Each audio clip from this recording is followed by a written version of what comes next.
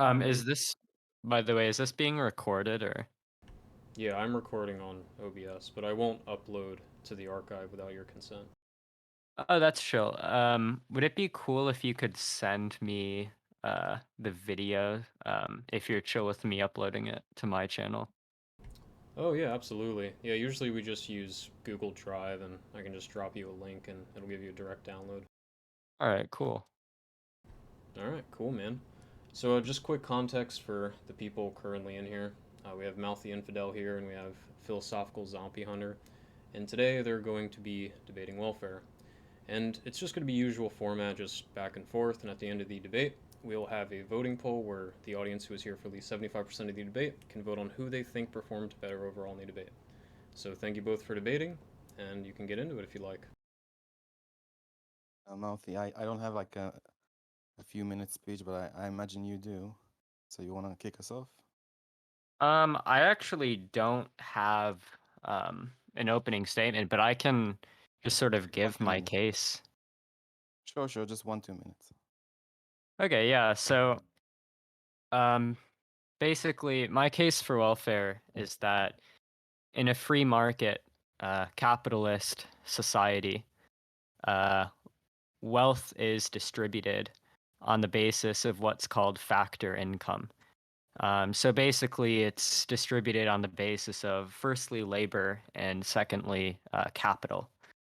So if you want to make money in a capitalist system, you can either do labor or you can own capital. Now, this poses an obvious problem because around 50% of the population of the United States, and I can't imagine the number is much different for other countries, neither works nor owns a considerable amount of capital.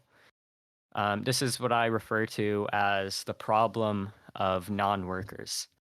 Um, Essentially, when you break down this category, right? Because the obvious response might be, well, why don't these people just get a job so that they can earn money? But if you break down this category further, it consists of people who not only aren't working, but who probably shouldn't be working, who shouldn't in a decent society be compelled to work. I'm talking about groups like the elderly, children, caretakers, students, etc. Um, in the absence of welfare, which uses taxation to distribute income to people who otherwise couldn't earn an income through market mechanisms, 50% of the population would be doomed to poverty, or at least the parts of that, or at least large amounts of that 50% of the population would be doomed to poverty. And they'd be doomed to poverty in virtue of certain features that most people would recognize as being completely morally irrelevant. Um, so basically, my case is that if we don't want to subject massive swaths of elderly people and children and disabled people and caretakers to poverty, then we need some mechanism through which we can distribute income to people who couldn't earn an income through the natural mechanisms of a market economy. And that is the purpose that welfare serves. So that's my basic argument. Okay, thank you for that. So, if I remember correctly, that 50% that you said doesn't work is made up. You mentioned children and you mentioned elderly people. And if I remember correctly, children of that 50%, children were like 46%, and elderly were like 25%. So 70% of those are making up like the bulk of that people who are not working. The thing is, it's a bit of an interesting assertion basically, because children for the most part are taken care of by their parents. I mean, my I take care of my children. They sleep in the same house that I'm in. um they don't pay me, but if only they take the dishes to the kitchen like I asked them, at the very least it would be worth, it would be better. And I'm currently providing for my children. I assume that for the majority of children, their parents are providing for them, and I accept that some parents don't have like the capabilities to do that as best they could, even though I'm sure they do try. And with regards to old people, I mean, not at the point of retirement, but I'm sure at some point I will be, and I will have a retirement savings, so I will have money saved over from the period of time that I did work, so I'm able to continue not working during my golden years per se. So I'm not entirely sure. Like to some degree, I could also say in a hyperbolic way. So excuse me. I mean, pets. I have a pet. They don't work. And if I don't take care of my pet, they'll be out on the street suffering. And we want to reduce suffering. So why doesn't the government, also pay for my pet to keep room and board and food? But what I would say is regarding the 50% number, I think it's more accurate to say that the bottom decile of people in America, at the very least, by wealth, and not net wealth as in student loans plus wealth, but just wealth, are between 5 and 7% of the population. And it's possible that they could need caring. I'm not sure all of them do need caring. They do earn very little, but then again, or their income is very little. But I'm referencing a number from Thomas Sowell that was saying that whenever people like compare the bottom decile of society in terms of wealth and the top decile in terms of wealth, the number in the population is around 7%, both deciles together, and it's more like a bell curve in the middle, with the majority of the population is like in the middle. So if we're saying if the epistemological foundation of the argument is capitalism bad, 50% people can't participate in it, then like and we're putting pieces on top of that, then it's a bit of a shaky foundation. Would you like to comment? Yeah, so there's a few things that I want to respond to, and there's a few things that I want to clarify. So I guess I'll just do the response first. So okay, so well, the first thing that I want to clarify is just the numbers. Because I think you said that, like, well, the vast majority, I think you said 70% of, non-workers are children. The vast majority are children, and children are taken care of by their parents. So this actually isn't that big of an issue. Um, I'm Well, so can I just clarify? So from my understanding, I'm basing it on your numbers. Of the 50%, so like the 100% of the 50%, 46 are children, 25 are the elderly. Now, I'm not saying That's right. Yeah, that's right. that that within those, some children don't need help, or within those, some elderly don't need help. But I would say the majority of them don't, or at least, are in a good condition. Okay, so all right, so there's a couple things. Let me think about how I want to approach this. Sure. Okay, so the first thing that I want to say, right, is that if you want to say that, people would be in a good position even if we don't have welfare. Well, I mean, we can examine this empirically in a variety of ways, and I don't think that this claim really pans out. So, for example, if you alluded to the issue of old people would just save, and so, of I would, for course, example. yeah, sure. So of course, if you eliminate Social Security, some old folks might work longer to avoid living on cat food or whatever. Also, some might save more for their old age. So the world without Social Sorry, Security, sorry, sorry. I don't understand where we're going. I yeah. said that we So, should eliminate Social Security. well, you're arguing against welfare. Is Social Security No, not sorry, welfare? sorry. So I'll clarify. I'm arguing that government welfare is inefficient, Yeah, and Social and Security is government and free welfare. market it would be more efficient. Okay. So, all right. So that's so you're saying that free market welfare would be more efficient. Okay. Well, let's I'll tell you what. I'll speak for a few minutes, Well, you've and then spoken for a few sorry. minutes. Okay, go ahead. Sorry, Yeah. Okay. apologies. So no, it's all good. So the first thing that I want to mention is that if the claim is that free market welfare would be more efficient than government welfare, if we use OEC data, we can see that the correlation between the post-transfer poverty rate and net public social spending is an R-squared correlation of 0.4. The correlation between post-transfer poverty rate and net private social spending is an R-squared correlation of 0.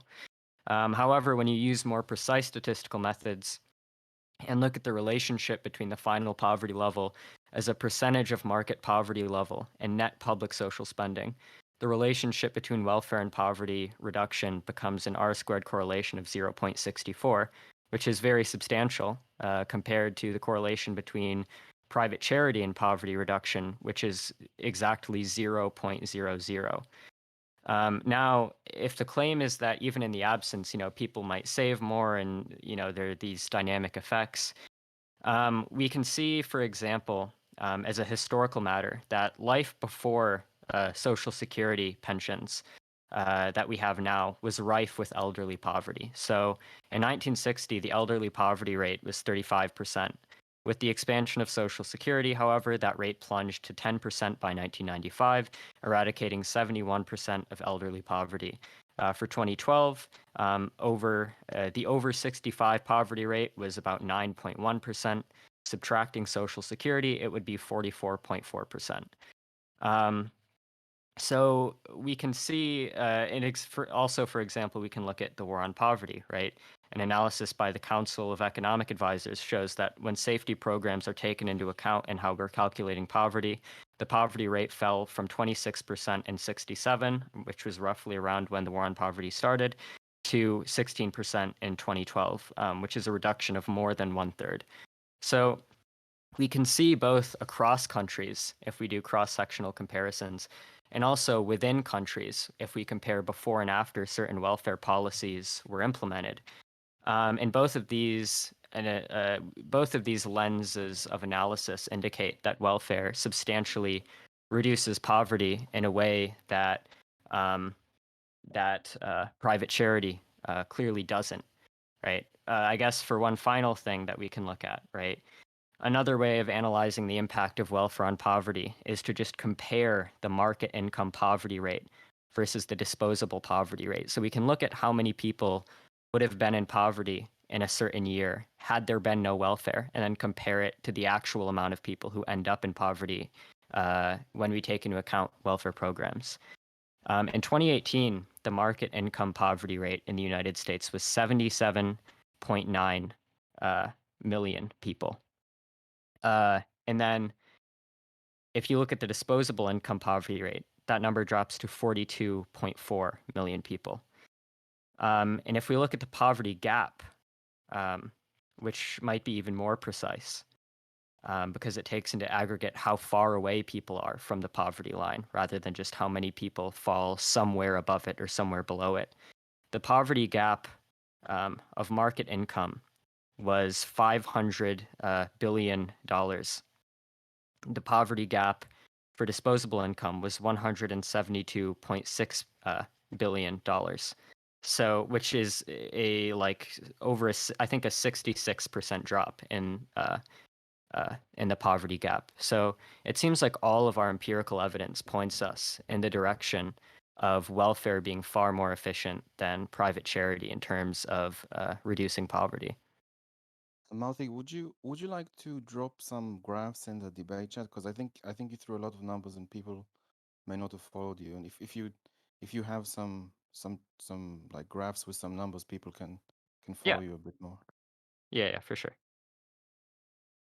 Okay, before I just want to make like a slight clarification. I'm not entirely sure if the numbers of elderly people before you said before Social Security, it seems a bit high, and I'm not entirely sure because I haven't seen the numbers, but I just want to be clear what they're based on because, for example, if when you retire, basically you don't necessarily need a lot of money because, for example, let's say you own the house that the mortgage bills are paid off, and even if you earn a meager amount from your pension, I mean you don't have a lot of expenses at that stage in life. So is that considering that or not really?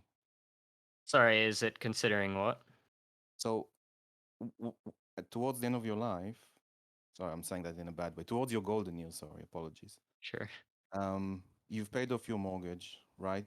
And you don't have a lot of expenses. So you have like, gas and electricity, you have food, and maybe even some medicine. But usually, like people at that stage, like even let's say in my country, even £1,000 a month, it's not bad because gas, electricity could be £90, and food, I don't know, like £400 a month or something like that. Then £1,000 a month can seem like very little money to people now, but for a retired person that doesn't have a lot of expenses, that could be a lot. So I'm just trying to see if the figure for how many people were in poverty before Social Security, does it factor that people in the later years in life don't have a lot of expenses? Yeah, so well it does factor into that. It's just looking at the rate of poverty for elderly people. So the number specifically was that if you look at like in 1960, the rate of poverty for people who were old was about 35%. And with the introduction of Social Security, that number dropped substantially. And additionally, we can look at countries like Britain, and I think Chile was the other one, Right. where after they tried to privatize their Social Security numbers or their Social Security programs, elderly poverty seemed to increase pretty substantially, such that they had to go back and try and implement new policies to mitigate the damage of that privatization. Um, so yeah, it just seems like within countries, across countries, however you want to analyze it, it seems like government welfare is just much more efficient at alleviating poverty. Thank you. I'll continue from here. Mhm. I also sent the graphs if you're Oh, interested. that's great. That's really good. Okay, so I want to add the graph myself. You may be familiar with this one. Mhm. Basically, this is the um, money that was spent on like the war on poverty since the war on poverty started and today, and we can see the poverty rate now. I would say that it's important to note that there was already a reduction in like a direction or reduction in poverty in a particular trajectory before the war on poverty, and the war on poverty, sorry, the welfare since then has basically kept it more or less the same. Now, look, we perhaps as more populations have been ups and downs. The economy's gone up in certain points, gone down in certain points, but roughly uh, the poverty rate has stayed the same. But it is important to mention that during this time, the money that was spent on the war of poverty till today, and correct me if I'm wrong, Mouthy, but it's around $27 trillion. Mhm. Yeah, so No, um, sorry, just like a yes or no, because I have a few things going here. I'm not I'm not sure the exact number of how Let's, much for money. argument's sake, it's either between 22 and 27, depends on who you are. So it's a huge amount of money, and it's not super spent very efficiently because obviously the rate is still roughly the same poverty. Now, Yeah, I would say can I just that, yeah, sorry. sorry, if go ahead. If it's just short, go ahead. Yeah, I have an issue with what you're citing here because well, it is true, right, that if you look at the official poverty rate, it's roughly it hasn't changed much. But the problem is that the official poverty rate measures income before taxes and does not include capital gains or non-cash benefits such as public housing, Medicaid, and SNAP benefits. So as a result, families who benefit from tax measures such as the Earned Income Tax Credit or income support such as SNAP or food stamps, these people appear to be no better off than families who are not enrolled in these programs. So, in other words, the statistics that you're referencing measure the effectiveness of federal anti poverty policies using a measure of poverty that explicitly ignores the impact of those same policies. But there was actually an analysis by the Council of Economic Advisors that shows that when you use a metric of poverty that does take into account anti poverty programs, the poverty rate actually fell by about 40% from 1967 to 2012.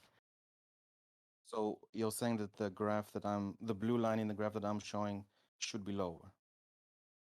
Yeah, the blue line that you're referencing is just the official poverty metric, but the official poverty metric doesn't actually take into account the effects of the policies that we're trying to analyze. So it's hovering around, I think, 15%. If I'm saying correctly, what would you say it is? Um, what would I say the official poverty rate is? Whatever. So you're saying it's incorrect because X, Y, and Z, and I'm seeing the line currently like hovering around 15% up and down, but around it, you're saying it's not accurate. What would you say it is hovering around? Currently, I'm not sure, but also the relevant point isn't where the line is at right now. It's how the line has changed since the war on poverty started. And that's where you're going to get the real major difference between the statistic that you're citing and the statistic that actually takes into account the effects of the policies that we're trying to analyze, right? And on that note, right, you mentioned the idea that the poverty rate was falling faster before that. But I mean, this is sort of on shaky grounds. Well, I mean, this is, I guess it works for the statistics that you're citing, but I don't think that the statistics that you're citing for the reasons I've expressed give us an accurate picture. Um, so, yeah, um, I guess that's what I'd say. Well, I mean, I would. I'm happy to discuss if you're saying that the percentage now is lower than 15%. I would push back a little bit on the trajectory it was before because it was heading down. Now I would say that it probably would go down. I wouldn't say that it would reach 100% no poverty. I'd like to be optimistic, but I don't think it will reach. So I am saying there are some policies that are required to lift up those remaining percentages. But and again, I'm happy to if you're saying that it's less than 50% and the war on poverty has done better than my graph is showing, I can accept that. If you can give me a number to what you think it should be. Yeah, But so I would say that regards to the $27 trillion that have been spent on it, that's that's kind of like definitely the amount of money. And you can see that the amount of money roughly strongly has gone up, but the line is pretty much the same. So unless you're saying that this graph is completely off and there's no point, but the 27 trillion still holds, then okay, yeah. we can discuss it. Well, so the problem that I'm bringing up, right, is with regards to the trajectory of the blue line that you're Hmm. citing to say that the war on poverty was a failure. The problem is this, right? So eh, when we're looking at the official poverty rate, what the official poverty rate is measuring is one's income before taxes. So the official poverty rate does Oh, not I include. understood, and Right, I right. understood the So previous really one. quickly, so if what I'm saying, right, is that we should have welfare because welfare decreases the amount of people who are in poverty. And you're saying, well, no, welfare doesn't decrease the amount of people in poverty. And then the statistic that you cite me that's measuring poverty just doesn't take into account the effects of the policies that we're talking about. Then the statistic that you're citing actually isn't going to tell us anything about the effects of the war on poverty on the amount of people who are actually living in poverty. All you're saying is basically, hey, look, if you look at this metric that completely neglects the impact of welfare, welfare hasn't had an impact, which of course is true, but I don't think that sort of a statistic allows you to draw the conclusion that you're trying to draw from it. Well, look, I can't throw this away entirely. So I can, I can accept, an increase in population, and we've had a recession, and the line is still like more or less the same, and welfare was there to help people when that happened. I assume to some degree, but what I am saying that at the very least it's very inefficient. Like we're spending more and more and more money, and I don't see like a trajectory going down significantly. It's not hitting zero. Right, It's but certainly like. again, you do see the trajectory when you use a measure of poverty that's actually taking into account the impacts of the policies that we're talking about. So Well, when you use I'll like when you use a disposable income poverty rate, which actually measures the impact of welfare, then poverty since the war on poverty started has dropped by like 40%, right? No, and we can I'm see fine. I'm happy empirically with that that. when you look across countries, right, there's a strong correlation, as I talked about earlier. The correlation is an R squared correlation of 64. There's a strong correlation between spending more on welfare and having a lower poverty rate. I mean, we can look at the Nordic countries, for example. The Nordic countries have very low relative and absolute poverty rates, and I they spend a lot on social welfare, right? And so Mouthy, it does seem to be the case that this is the one second. trajectory, right? If you spend more Mouthy, on welfare, Mouthy, then one. there's less poverty. Please just 1 second, because you've been Yeah, talking go for a for it. very long time now, and I'd like to move on. I'll say this.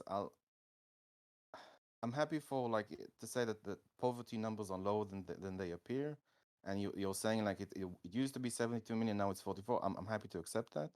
I would say though that the price Well, that's or not exactly the same statistic. okay, I'm happy Uh, to have like a middle ground here, a compromise, but I would still hold that the amount of money spent on it is still very, very high, and it is very inefficient. And I'd like to move on Okay. from this point to another point. So Well, we can move on, but can I just get like a final because really quickly because if what it's you quick, said, sure. sure. So the thing you cited earlier, when you said you're willing to grant that it used to be, 500 billion, now it's one.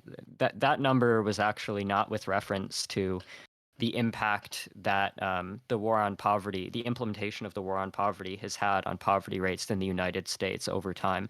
That number was referenced to comparing the poverty gap in a certain year, that year being 2018.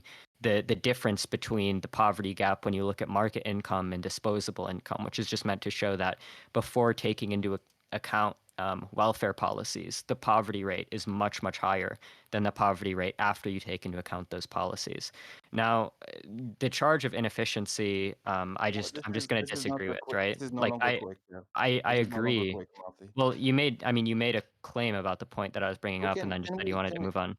So right? But really that's quickly, right? So really quickly, so the claim of inefficiency, I just think is wrong, right? Because you said we've spent a lot, which I mean is true, and then you said it hasn't really been having an impact. That's not true. Your claim of there not being an impact is based on a statistic that just is not suited to measure the impact of what we're talking about. In fact, it's specifically constructed in a way such that it's not going to measure any okay. impact of what we're talking about. Okay. But when So we use good measures, we can find that okay, the war Mouthy, on poverty time has out. substantially reduced Mouthy, poverty. please. Okay, let's just do this. We've spent this amount of money. The chart isn't as it's the rate is lower than the chart shows, but we still have some people. We still have people in poverty, and we've still spent this much money. That's undisputable. But the chart should be more optimistic than the one I'm citing because of the reasons you've given. Fine, let's please move on. Is that Wait, okay? but so yeah, but I just want to clear up one thing Please, because Mouthy, we've you gone said over this. something. Wait, I'm sorry. Like if you don't want to keep going over it, stop like introducing new points. But so you said this thing about like, well, there's still a problem because we've spent a lot of money and we haven't reduced poverty, right? But that's just I think that's a fundamental misunderstanding of what poverty is. I think Okay, poverty I'll tell you what. I'll tell you what. you're I never have a going new to point. really I have a new point. you're never Mouthy, going to I'm sorry, I have I to need. Okay, I'm sorry, I need to you're gonna have to pause. let me I finish. need to pause. Mouthy, You're gonna have to let me finish this point, yeah. why? You've So, been talking for okay, 15 so minutes. well, Give me a chance. you brought up a new point, and now I'm just trying to address it. Because your point was that we've spent all this money and poverty hasn't been ended. Well, that's true, but we wouldn't expect poverty to be ended because poverty isn't a stock that you can just defeat in some one-off fashion and then we don't have to deal with poverty anymore. Poverty is a flow, right? The conditions that cause poverty, things like people being old, things like children, things like people being born disabled, these things are not going to stop. And so addressing poverty is going to deal with setting up a continuous mechanism that can, in an ongoing fashion, address the flow of poverty over time. It's not, we wouldn't expect poverty to just be ended after some one off effort. So I don't know why that would be a relevant consideration. Okay, well then I would make the claim that if you look at the chart beneath it, like capitalism, free market capitalism to degree on its own was reducing poverty at a more significant rate. But never mind. I don't want But to that's gather not back and forth. relevant. I That's don't. not a Okay, that's not relevant. relevant. That's I withdraw my point because I because don't want to if keep going back and forth. And whether or let's not whether or Can we not, please move to 'cause another point? well, Because hold on, I've hold been on, hold on, waiting hold on. 15 minutes. Okay, we can move on to another point. I just have to If address you want to things you circle say, back, right? I'll give you the option to Yeah, circle back. so But wait, you're just talking about really it for a quickly. long, I'm long sorry, time. but I don't wanna, like I don't want you to, like, bring up new points and then I don't address them and then we move on to something I'll else, give right? you the. Because I think these I'm are crucially important, alright? If you're chill I'm with it, sure I you can think just say they this and are. then you can move on, okay? I'm sure you think they are, but So, eh, yeah, well, they are, you're talking. right? But Because just you I'll tell brought you what up the distribution of our talking, the time we're right, talking right, is you can extremely talk. unequal, I'm and well, I'm if gonna you have to wanna move complain. on I'm sorry, if you wanna move on to a new point, that's fine, but you have to let me address that, and then you can move on to whatever point you wanna move on Well, to at next. least But I'm gonna give me address like whatever one you or bring up, two right? pointers. Well, really quickly, right? Because we haven't moved on yet. So, No, I we've just wanna okay. say, right wait, wait, Stop, please, Mouthy, I'm sorry, Mouthy. you're gonna have to let me No, talk, Mouthy. right? I need a So if you moderator, wanna please. I need a say moderator. I'm sorry, if you wanna say that I haven't changed I'm anything. sorry. I haven't I'm said sorry. anything new. I'm sorry. Like, I know you really don't want me to address this point, but you brought this up, so I'm gonna address it. And then if you want to move on, we Okay, can move before on. you address Okay? it, Mouthy, look, Oh my I'm not God. trying to sneak in a point That's and then fine. Then not let me let you. address it. I'm literally trying to move on That's from this fine. thing because Then I let have me address other the points point, I and then want to we'll move make. on. Let me address the point, and then we can move on. Okay? But I'm Okay. unhappy with So how this debate is going on so far. I would expect that. So we, um, so you brought up the point, right? That well, like market mechanisms, when capitalism was introduced, it reduced a lot of poverty. I don't disagree with that, right? I think market mechanisms are great at reducing poverty, right? Why do you think that? I'm sorry, the question isn't, do market mechanisms reduce poverty? No, The but question, why wait, do you wait, wait, think? really quickly. I'm sorry. The relevant question is whether market mechanisms that we're both advocating for, plus welfare systems, will reduce poverty more than market mechanisms by themselves would. And when we analyze that question, which is the relevant question, as I've pointed out, cross-country comparisons, longitudinal studies all point overwhelmingly in the direction that markets plus welfare will reduce poverty more than markets by themselves would. Okay, so I did say before. So firstly, if you could tell me why do you think free markets reduce poverty? But secondly, I did say that I didn't expect free markets to fully reduce poverty, and we do need some form of welfare to pick up those people at the bottom, right? I believe that was the first thing. But please tell me why you think free markets reduce poverty. What's the reason? They seem to increase economic efficiency. I mean, I don't know if me You said you agree, but I made can it you the explain why? empirical. It seems to be an empirical point. I don't know if me being able to give a theoretical reason is at all relevant to this discussion. I just wanted to know if you understood the principle of why it does it. Why do you think it does? Well, I have an idea. I just wanted to see if you understand like economics in the sense where you are Okay. very much Well, this is for the totally, welfare I'm sorry, side, this but is totally I just irrelevant. let me just it's not irrelevant. Let me just explain why. Because in a lot of times people forget how um, wealth is generated, how scarcity is reduced under free markets, and that's a very important side to the debate. But it's like, yeah, welfare. I just want to, if you have an understanding from the economics point of view, how do free markets generate wealth, which then can help people find jobs and other opportunities and grow their wealth and reduce scarcity and increase productivity and all those kinds of nice things. And then there are still people that need some help, and I fully accept that. And those do need a form of welfare to help them. I just wanted if you understood why we have this mechanism of the market that does so much positive for the population within the country. Okay, well, I mean, I don't know why my answer to that would be relevant because it seems like you've conceded the only relevant point, which is that people need welfare, in Instead of order to, I said again, even if you look at the chart, the second right? chart, I said that capitalism would take free markets would take it down to a particular point, but you still need some form of welfare. Okay, government welfare. I didn't say government welfare, Okay, well, why do you think that but private I'll welfare? continue now. Wait, really quickly, why do you think private No, welfare is an adequate fix for sorry, the it's my turn problem now. when the R squared correlation between net private I'm very social happy. spending and post-transfer I'm very poverty happy for rates your is an answer. R squared correlation of Mouthy, you're 0.00? gonna Mouthy, you're gonna have to bear with me, please. Okay, So I'd like to move on to the next topic, which I was been waiting for quite a while.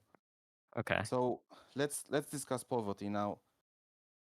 The extreme forms of poverty, Mouthy, would you say on the high end, would you say would be homelessness? That's one way extreme poverty can manifest, sure. Well, like, sure, but like on the higher, on like the high end of poverty, like homelessness would be a criteria where you say, well, look, if welfare measures are working, then homelessness should be better, should be better, or should be X, should be Y. Is that yes or no there? Sure. Okay, so currently in America, with all we've just been talking about the war on poverty, we've been talking about the money that's been spent so far and where we're at the moment. Currently in Los Angeles, we have 70,000 homeless people, which is roughly, as I understood, half the homeless population in all of America.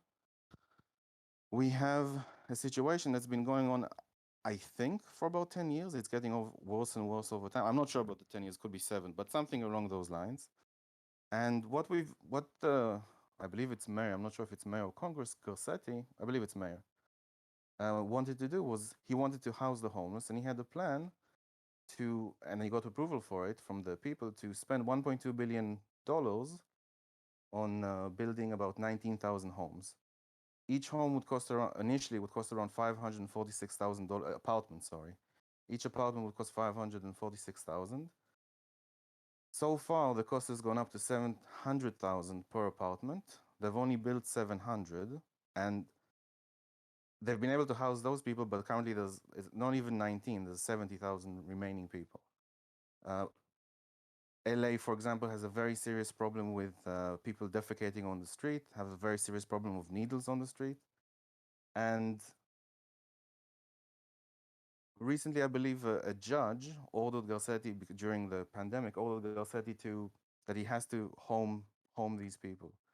Now, just as an example of inefficiency and the level of homelessness that we have, because I'm sure people in chat have seen like how many homeless people are on the street and the encampments, and it's a very, very dire situation. Typhoid is coming back as like a 13th century disease that we thought we were over. It's coming back now. And the government means of solving this problem have been incredibly inefficient and unhelpful. Now, there are other initiatives that I can talk about that have been a bit more helpful. So the idea, obviously, of Garcetti was, yeah, we should house them, and let's do this really big project, which I can put my name on and look very political to solve the problem. But it hasn't really helped, and it's a very, very expensive solution that hasn't done anything. So there have been a few other homes. If you may have seen on the news where there's like encampments of tents, and there's like a separation between it's basically a tent in a square, a white square painted on the floor, and there's some distance between the next tent.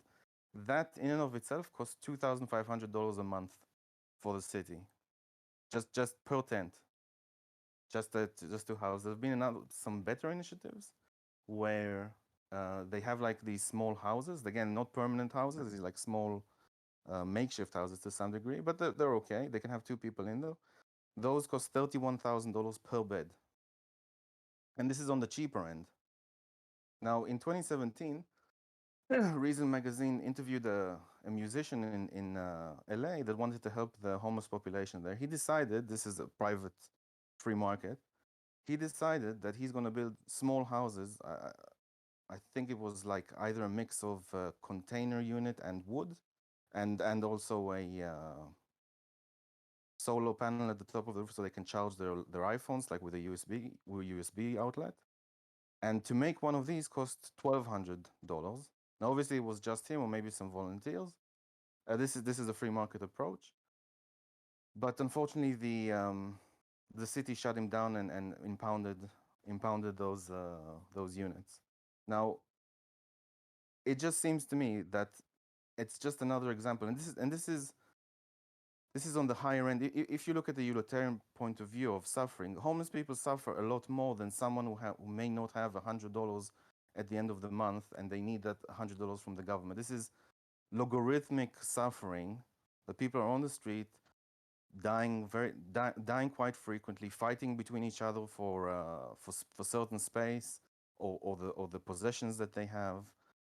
There's diseases again from that we thought we'd eradicated, and drug addictions, and I would assume also mental health, and the government just hasn't been doing this. Now, there have been private organizations that have begged the government to step in, charity, sorry, begged the government to step in, but the government has basically, with regards to the judge that said you have to encamp all these people, they have to house all these people in one way or another, they're appealing the decision. So this is just an example of how the government is inefficient, it's actually hurting people, and it's very, very expensive at doing it. Please go ahead, Mouthy. If you wanted to say something to the previous point or to this point. Um, okay, so I'm not exactly familiar with the LA housing experiment that you're talking about. Um, Firstly, I'm not even a big social housing guy. I'm pretty in favor of, in fact, deregulating the housing market, lifting restrictions on things like zoning so that more houses can be built by the private sector and prices for housing can go down, right? I'm not even sold on the case for public housing. But the idea that the fact that public housing as one policy might be a bad idea, or even worse, the idea that this one attempt at public housing has been uh, ineffective and costly, that therefore we should abandon the idea of government sponsored welfare as a whole. That seems fairly ridiculous to me, especially when we have a significant amount of evidence that, setting aside the question of housing policy, government welfare on the whole seems to be pretty necessary in terms of poverty reduction, right? Like you can look at the graphs I sent you where the correlation between poverty reduction and social spending is very strong. The correlation between private social spending and poverty reduction is non existent.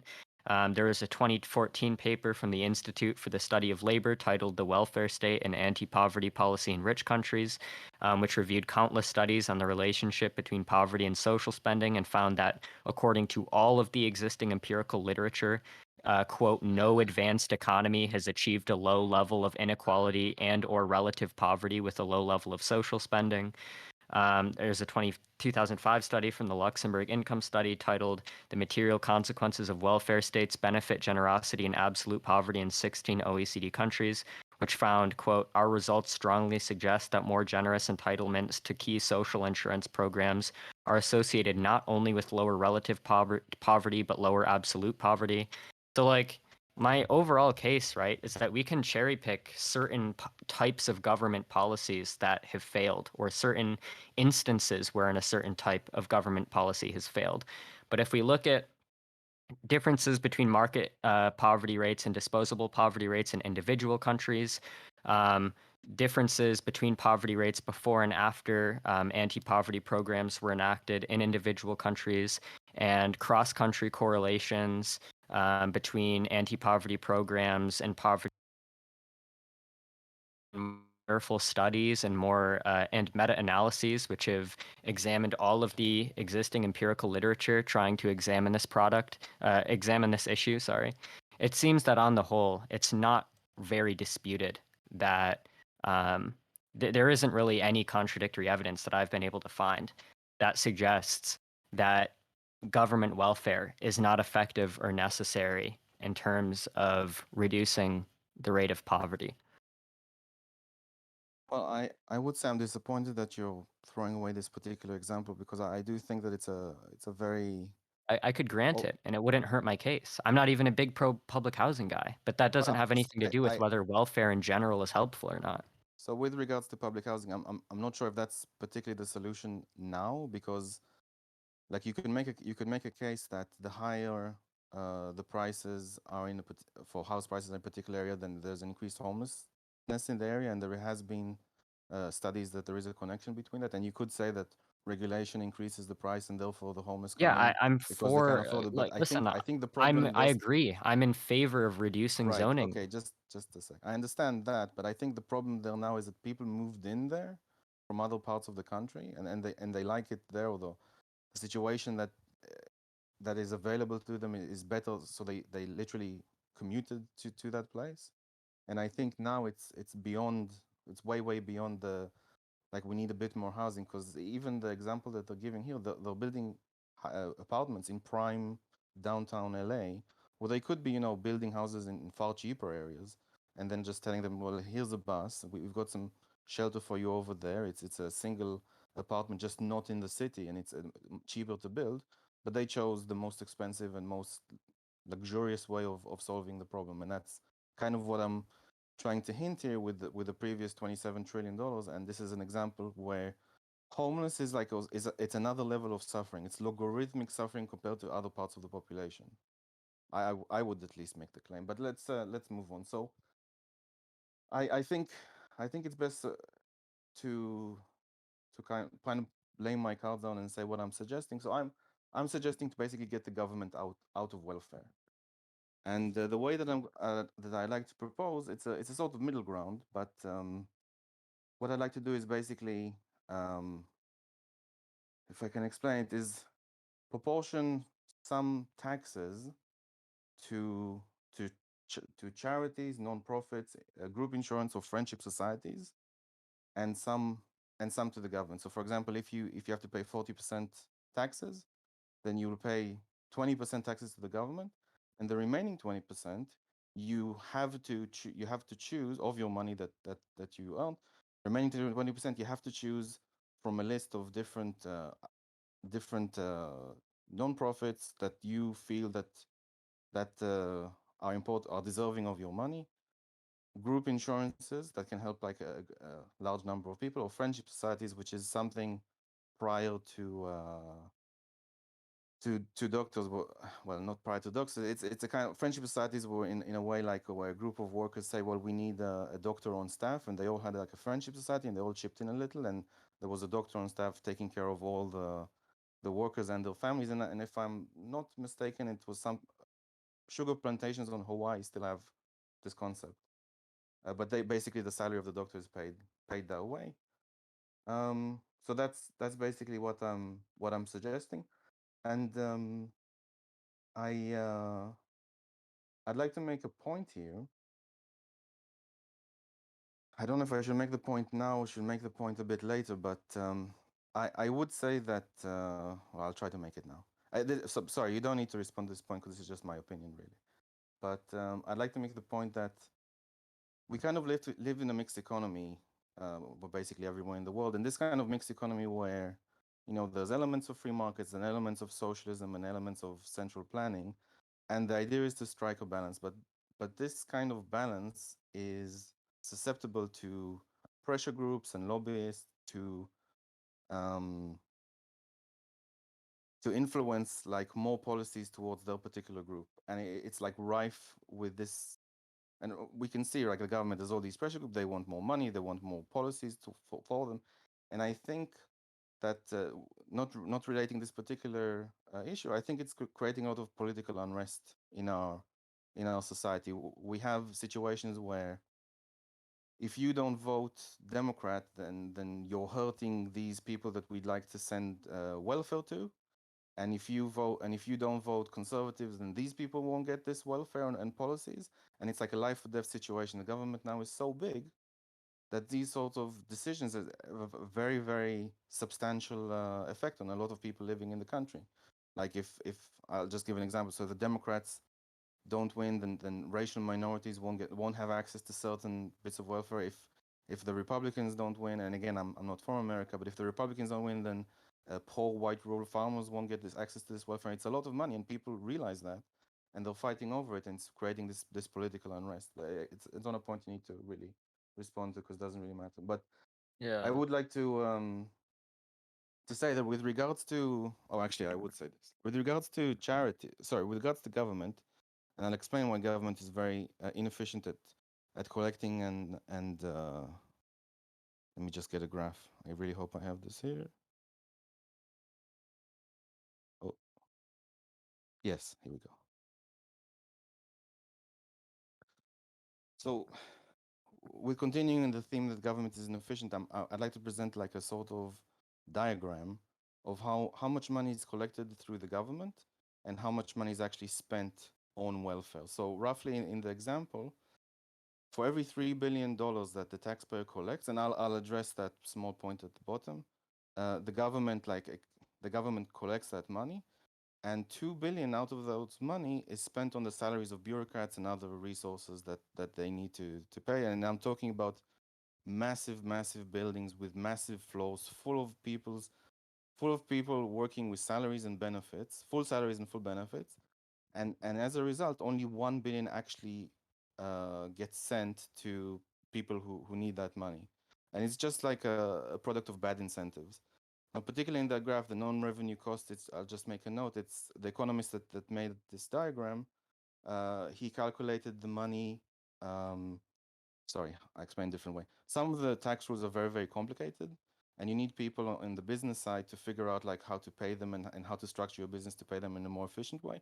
And you also need people on the IRS side to hire very competent people to go after people to pay the money. So the complexity of the laws and the lost revenue of the salaries of the people, it's another 1.95 billion. So essentially 5 billion of taxes or like lost productivity money, and at the end of it, you only the poor only get $1 billion out of that. So it's another ways of showing how inefficient the government is with collected taxes and how much money ends with the people.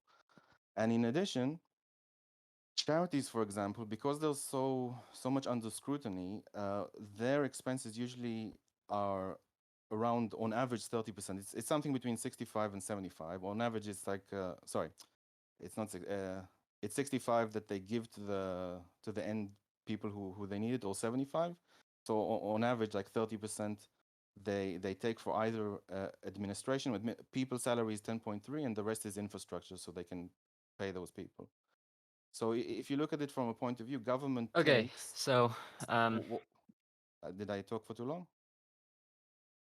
um, So I'll just yeah, finish the last sentence, then you can okay. continue. So essentially, government, there's like a 70-30 split. Government, the money that it receives is it's 70% is, this is just from the top part. 70% is it keeps, and 30% reaches the end people that it needs. And with charities, 30% it keeps for administration and infrastructure, and 70% reaches the people it needs. I finished for now. Continue. Yeah, so um, okay, so there's a few points there. I guess to address the most minor point, um, there was this comment about I guess, political or the idea, firstly, that the government doing welfare leads to uh, lobbyists having more power, and that the government doing welfare creates political unrest. I would disagree very strongly with both of these points. I think that if there's one thing that's been empirically demonstrated and that logically we could deduce is very likely to lead to A, social unrest, and B, corporations having more power, it's income inequality, right? So when there's more inequality, there have been studies finding that when there's more income inequality in a society, that leads to um, greater popularity of populist movements, lower social cohesion, higher crime, these sorts of things, which are broadly social unrest. It obviously makes a lot of sense that if there's more income inequality in a country, if money is power, then that means that power is more concentrated in the hands of a much smaller percentage of the population who can then wield that power to influence the government. So if the major cause of both of these problems that you're talking about is income inequality, it seems pretty straightforward that routinely, according to studies and data points, which I've referenced to you earlier, the best solution for inequality and for poverty is very simple. You take money from people who have more money and you give that money to people who have less money. And that is fundamentally what welfare is. And that's the point of welfare. Now, um, I guess more broadly speaking, your critique is that you think that the government does welfare in an ineffective way and charity would do it in a more effective way.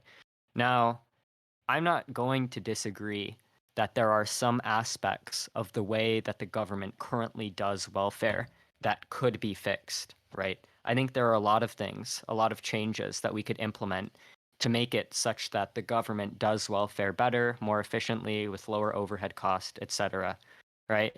Um, but the problem that we're going to run into is if you're proposing that your solution of private charity would be more effective than government welfare, then you have a sort of an empirical burden of proof. where currently, as it stands, all of the empirical literature, data point after data point, and study after study suggests that government welfare does an extraordinarily good job at reducing the poverty rate and the poverty gap, whereas charity has no impact on poverty whatsoever. So if you want to claim that you have that charity is the best way to do this, or that you have some new model of charity that is going to be more effective than welfare, then that seems like a pretty bold empirical claim that you're going to have to demonstrate in some way. And I'm not satisfied by any uh, or by any argument or data that's been provided to demonstrate this, mainly because I don't think there has been any data that's been provided to demonstrate this. Also, really quickly, I will give me like 30 seconds. I have to go grab something, but I'll be right back. Yeah, sure, go ahead. Let me know when you're back.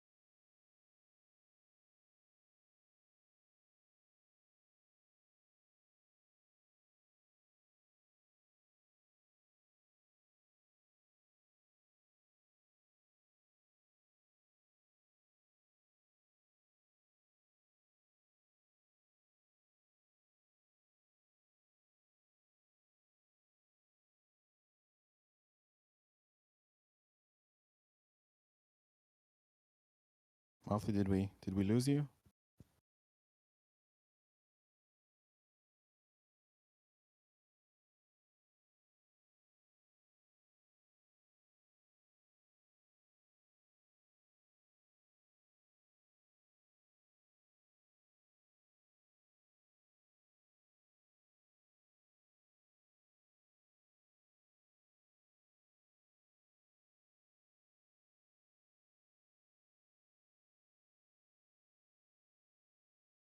All right, sorry, I'm back. Okay, you okay, mate? Everything okay? Yeah, I'm good.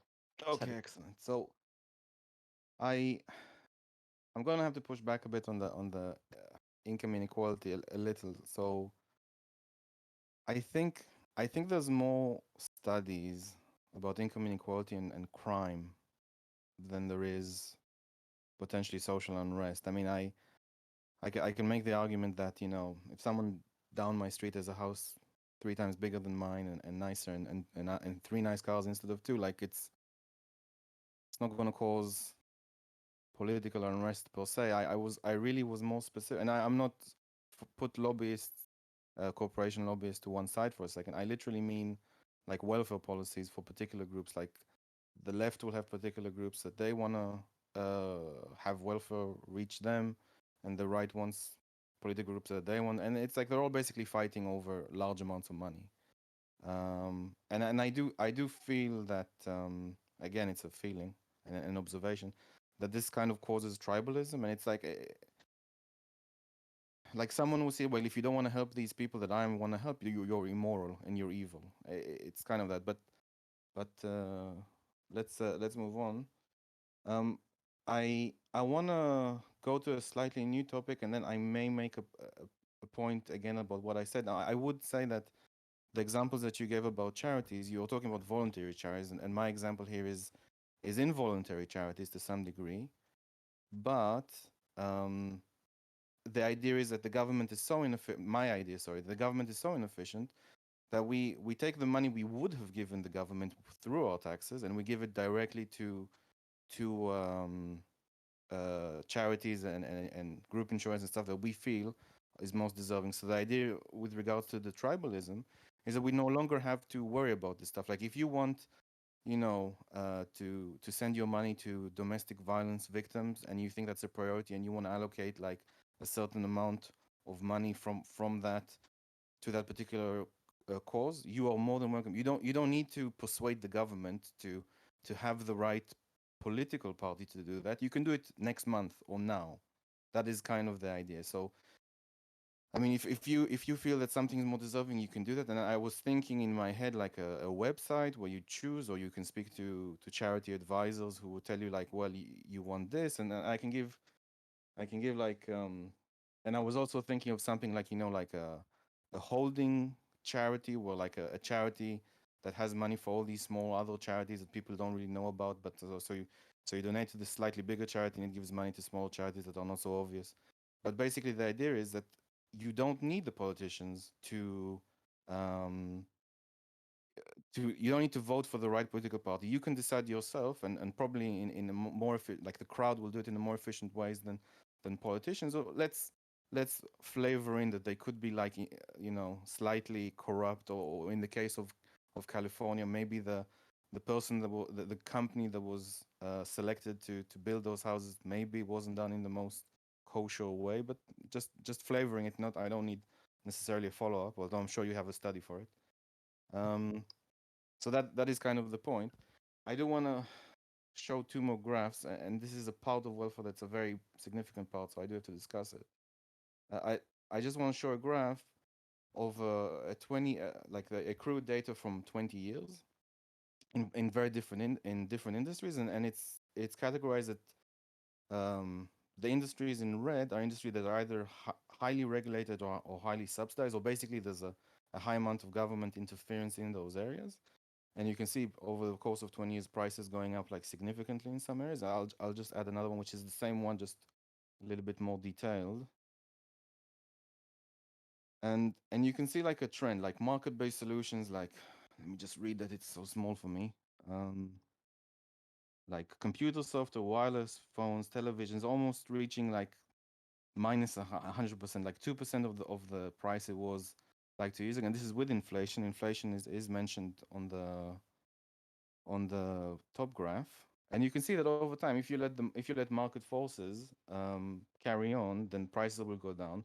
But in the case of medical services, which is what I'd like to discuss now, prices have gone up, and you can see like there's a trend because of government interference, because of Medicare and Medicaid being price insensitive. They'll pay for medicine now that costs $500 now, and in 5 years they'll still pay $500.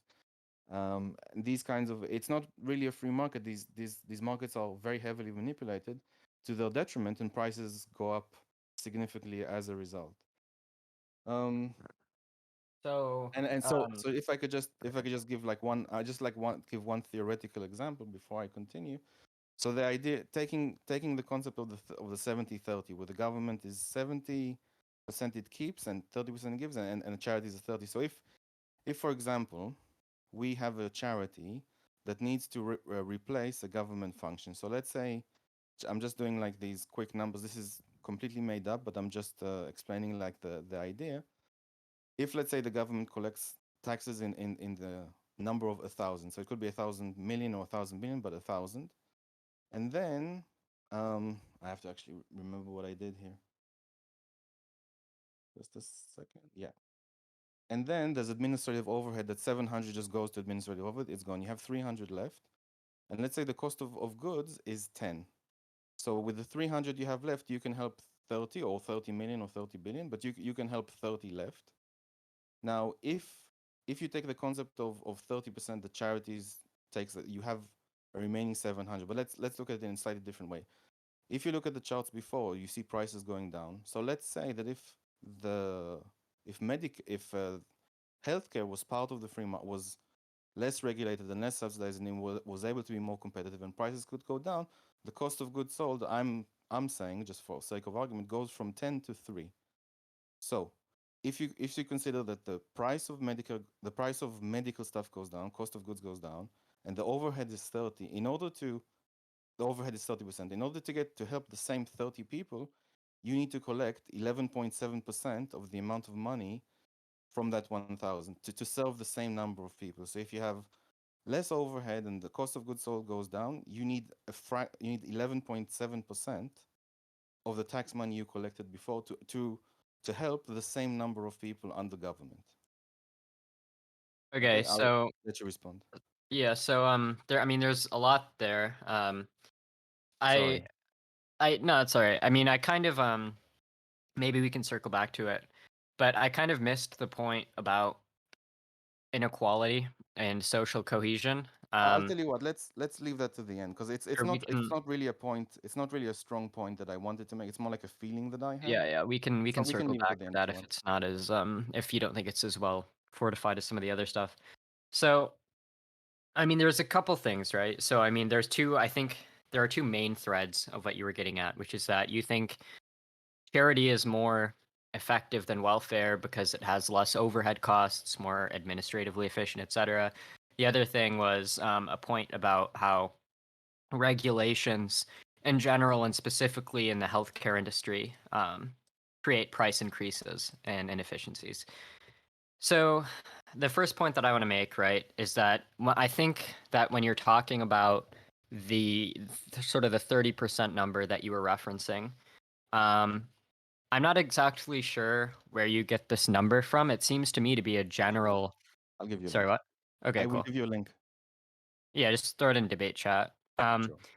It seems like a general sort of estimation of how much of our taxpayer money goes to overhead costs.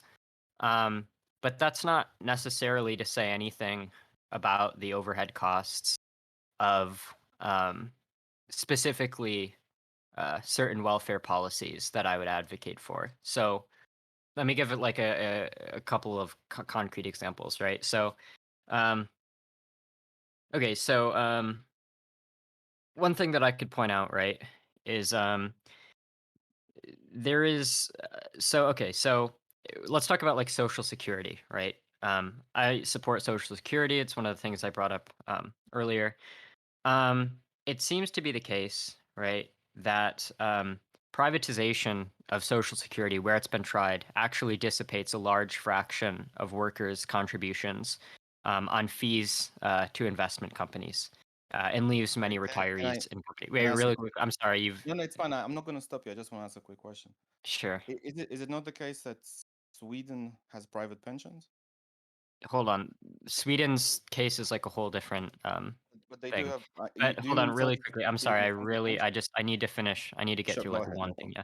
So, yeah, so there's been a lot of like decades of conservative marketing, right? Um, that basically has been saying the kind of thing that you're saying, right? Government programs always create these bloated bureaucracies. The private sector is always lean and efficient. When it comes to retirement security, it seems like the opposite is actually the case. So, if we look at Social Security, more than 99% of Social Security's revenues goes towards benefits, and less than 1% of Social Security revenue goes towards overhead. In Chile's system, Chile attempted to privatize Social Security. Management fees are around 20 times as high as they are in the US, and that's a typical number for privatized systems. Um, so these fees actually cut pretty hard into the returns on individuals on their accounts. So in Britain, which has had a privatized system since Thatcher, alarm over the large fees charged by investment companies eventually led to the government regulators imposing a charge cap. And even after that, fees continue to take a large bite out of British retirement savings. Right. Can So I'm sorry, like I'm sorry, I mean, you've just, talked a sorry, lot. I really I'm not need to gonna, just I'm sorry, I I'm not need to gonna, I need to continue. but I am in So England. I just so wanted to ask that's something. okay, but just keep it you can Sure. save it Okay. No for problem. yeah. Yeah. Yeah, so um a reasonable prediction for the real rate of return on personal accounts in the US is 4% or less. If we introduce a system with British level management fees, net returns to workers will be reduced by more than a quarter. And if we add in deep cuts in guaranteed benefits and a big increase in risk, we're basically looking at a reform that hurts literally everybody except the investment industry. So it seems like we can look at certain policies where actually government welfare seems to be much more lean, much more efficient, and has much less bloated bureaucracy than attempted privatization reforms. Now, if you want another example of that, we could talk about healthcare, right? Because you mentioned that healthcare costs are largely what they are because of regulation. Now, I don't actually buy that. In fact, if you want a historical counter evidence to this, in the 70s, Ronald Reagan turned very heavily uh, into attempting to cut regulations in the healthcare industry. And rather than decreasing costs, Ronald Reagan's massive broad cuts to regulation in the healthcare industry seemingly had no impact on the trajectory of costs of healthcare, right? And we can see, based on lots of different analyses, that in large part, even if I were to grant that some of the healthcare cost is due to regulation, in large part, it's due to things like administrative efficiency that seems to be inherent to private healthcare systems, right? So if we look at, single payer systems or government provided universal healthcare systems across the world, they spend much less on healthcare than we do. And a lot of the reason for that just has to do with simplicity, right? And administrative simplicity. So, for example, right, if you're in the United States, um, you have to, you are a hospital, right? You have to work with a lot of different, um, you have to work with a lot of different insurance companies who all have different sorts of payment procedures and different procedures in terms of filing claims and so on. And all of these different procedures that hospitals have to keep up with create an enormous amount of administrative complexity that costs hospitals an enormous amount of money and drives up the cost of healthcare a lot. Now, under a single payer system where hospitals only have to interact with a single insurance system, this administrative complexity is greatly reduced, and prices as a result are greatly reduced. In addition, under a single payer system, because the government can negotiate with drug companies as a monopsony, and it has much more negotiating power, and therefore prices for drugs and so on will be much lower than in a private system where there's competition. So it seems like we have good empirical and theoretical reason to believe that it's actually the case that a more government involved healthcare system would cost less than a free market one, substantially less. And it seems like all of our cross country comparisons seem to indicate that, right? Now, I'm not going to deny that in some sectors, there are some regulations that might increase prices and have bad effects. But I'm not here to argue in favor of every regulation. I think a lot of regulations are necessary, a lot of regulations are dumb, but I'm not even here to argue about regulation at all, right? I could be the most free market person with regards to regulation and say, and I am in some respects. I think we should get rid of zoning laws. I think we should decrease sort of a lot of restrictions in terms of occupational licensing. But my opinion on regulation isn't going to imply that I have to take any sort of conclusion about welfare. I view regulation and welfare as just totally separate issues. So I don't think that's going to be terribly relevant to what I have to say about this issue.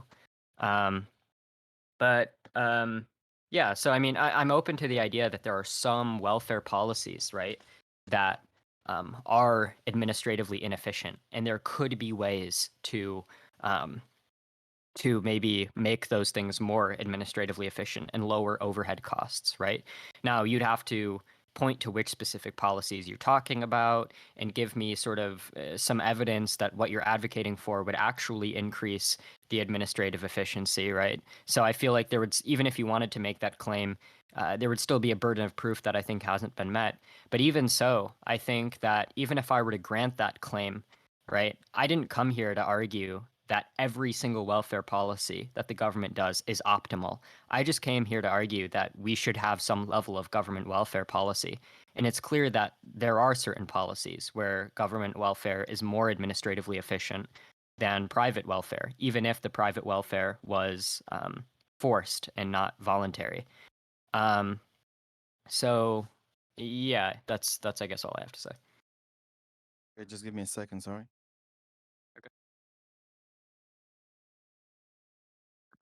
Okay, so I'm in the UK, so a lot of what you said applies to me. Sorry, actually, one second. Yeah, so with regards to the pensions in the UK, I'm really, I don't really understand what you're referring to. A lot of the pensions here are private. There are some older government ones. There used to be ones where it was the company was providing the pensions, but the government decided to end that after the 2008 financial crisis. Um, and it's largely private. And as far as I know, if we're talking about pensions here, I'm not sure if I fully appreciate what you mean by social security, because if it's like a combination of pension and helping uh, elderly people, that are they can't, thank you, that can't pay for certain things, and that maybe a combination of the two. But yeah, it's private. It's mostly private here. I believe in Sweden they're mostly private as well, or entirely private, because the government doesn't get involved in it. With regards specifically to healthcare, the reason why I mention it is specifically that, at least in the UK, 90% of the users of healthcare are the elderly, are people over 65. It's a very, and it relates to welfare. Um,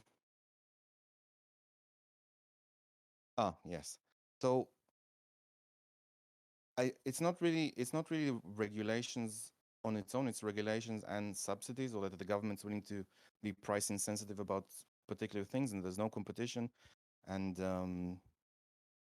the companies themselves, the pharmaceutical companies, have a very high standard that they have to put, prove that a particular drug is not going to have any negative side effects with the FDA. It could be like a 7 to 10 year process. It's hundreds of millions, if not billions, of dollars just to approve a drug to that stage. And I can give an example of two examples, where a government increased the price of a particular product that really affected a healthcare product that really affected things. And one would be the EpiPen, and the other would be insulin. So the EpiPen, for example, but EpiPen, I think the compound inside it, what is it? Epinephrine or something? I forgot. But the compound inside, that's out of patent. But I think the injection mechanism of the EpiPen, that is in patent. And basically, what happened was that the government had a decree that said that basically all government offices or buildings or something have to have EpiPen specifically available on staff, and that just shot up the demand.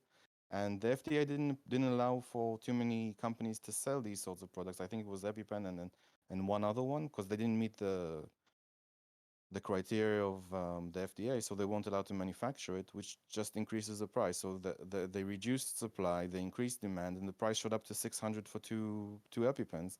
In the case of insulin, there's only 3 companies in the world that can produce insulin. Now, I would like to make a distinction. You can technically buy now insulin in Walmart for $25 a vial. It's just shorter acting, which necessarily means that you have to have a much more stricter diet.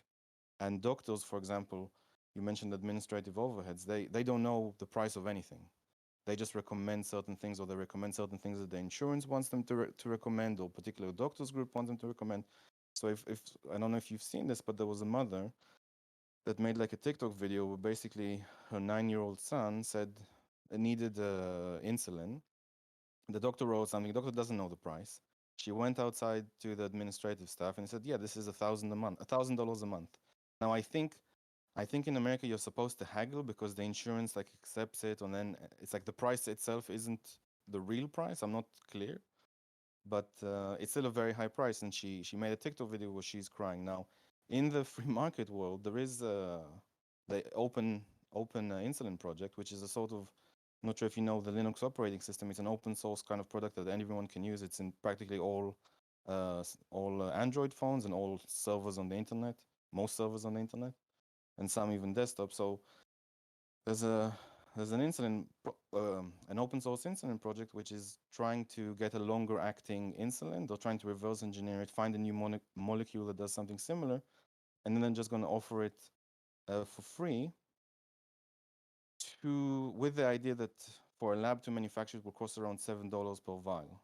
So I think these are very interesting free market initiatives. By the way, these sort of open source project is definitely from the free market. We have, as an example, Wikipedia, which the founder of Wikipedia is a hardcore Randian objectivist, free marketeer, and he's offering Wikipedia with a lot of value for just basically a non-profit kind of situation. And also the Ayn Rand Institute itself is a non-profit. So it is certainly part of the free market, and these sorts of initiative would like bring the cost down. It's a really interesting initiative that I would like people to consider. I would like to consider two other things in the area of healthcare, and then I'll drop it. Um, with regulations, like for example, um, there's a very high regulation for who can be a doctor and which schools can allow people to be a doctor. There's also something that constrains the supply of doctors in the US. And you can have a situation, at least in the free market, where you have grades of doctors, where you have like some doctors that are only experts in a particular way, and it takes less years of studying and less government loans for the university to pay it off, and so on and so forth. And it's basically the case right now in the US. The regulations is so high that if the equivalent would be if you want to buy a car, you have to buy a new car. It has to have all these things, and if you can't afford it, then you can't, or maybe like you can take out a loan or something, or the government will pay for it, but it has to be a new car. That's the regulation. Well, if the FDA were to move to the free market, so there'll be like an industry standard, an industry standard within the free market that perhaps serves doctors specifically and says these are the new drugs and these are good for this, and the doctors like pay the fee for it in some kind of model like that, then I would assume that there'll be more doctors, more nurses of varying ranges. So even so, it would be like you don't you can buy you can buy a car, you can buy a used car, but it's good for you and it answers your needs and you have access to it, whereas before you didn't have access to it. Particularly the FDA is a very sore subject for me. The FDA has a very bad incentive, similar to to other government departments, where it just has an incentive to say no. Like if it doesn't have an incentive to say necessarily yes, because if they say yes and something goes wrong, they get blamed. So they have a very strong incentive to say no to drugs. And in the meantime, people don't have access to these experimental drugs. I mean, look, you obviously you can say, they need to be tested, but at least if it was like more free market, then you could have had a situation where the doctors know that there's a certain risk to it. It's at this stage of test, and the doctors and the patients can discuss that risk. Whereas now you have to wait 7 to 10 years to have access to the drug. And I can give another example with the pandemic. Moderna, the US company, on the 14th of January,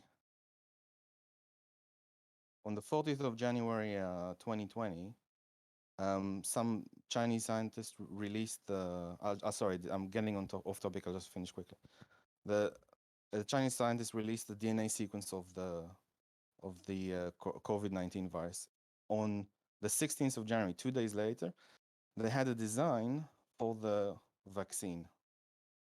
Now it took another 11 months to approve, and this is again with the warp speed thing that they had to approve things.